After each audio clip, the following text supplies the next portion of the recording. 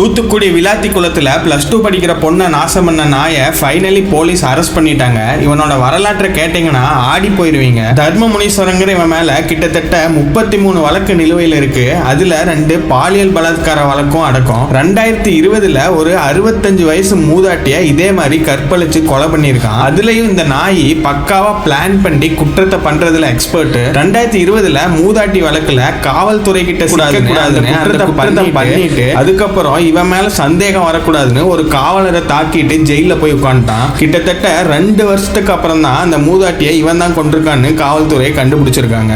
இந்த வழக்குல கூட சிறுமியோட நகை கன்றுல இருந்து எடுத்த சதையோட டிஎன்ஏவை இவன் டிஎன்ஏவோட மேட்ச் பண்ணி தான் குற்றவாளியை கன்ஃபார்ம் பண்ணியிருக்காங்க. இதுல 33 வழக்கு இவன் மேல இருந்தும் இவனை சுதந்திரமா வெளியே தெரிய விட்ட காவல்துறையை குற்றம் சொல்றதா இல்ல இவனுக்கெல்லாம் ஜாமீன் கொடுத்த நீதிமன்றத்தை குற்றம் சொல்றதான்னு தெரியல. இந்த நாயை எல்லாம் வெளியே விட்டா கண்டிப்பா இதே மாதிரி இன்னொரு சம்பவத்தை பண்ணுவான். என்னதான் ஒரு சட்டம் படிச்சவனா பேசினா ஒரு வழக்கையும் விசாரணை நடத்தி சாட்சிகள் அடிப்படையில் தான் குற்றவாளியை கன்ஃபார்ம் பண்ணணும்னு இருந்தாலும் இந்த மாதிரி நாய்க்கெல்லாம் அந்த சட்டத்தையும் தாண்டின தண்டனையை கொடுத்தாதான் இந்த மாதிரி குற்றங்கள் ஃபியூச்சர்ல நடக்காம தடுக்க முடியும். இந்த நாயெல்லாம் என்ன பண்ணணும்னு நீங்க நினைக்கிறீங்கன்னு கமெண்ட்ல சொல்லுங்க. இது போல சட்டம் சம்பந்தமான டெய்லி அப்டேட்ஸ்க்கு மறக்காம அக்கௌண்ட்டை ஃபாலோ பண்ணிக்கோங்க.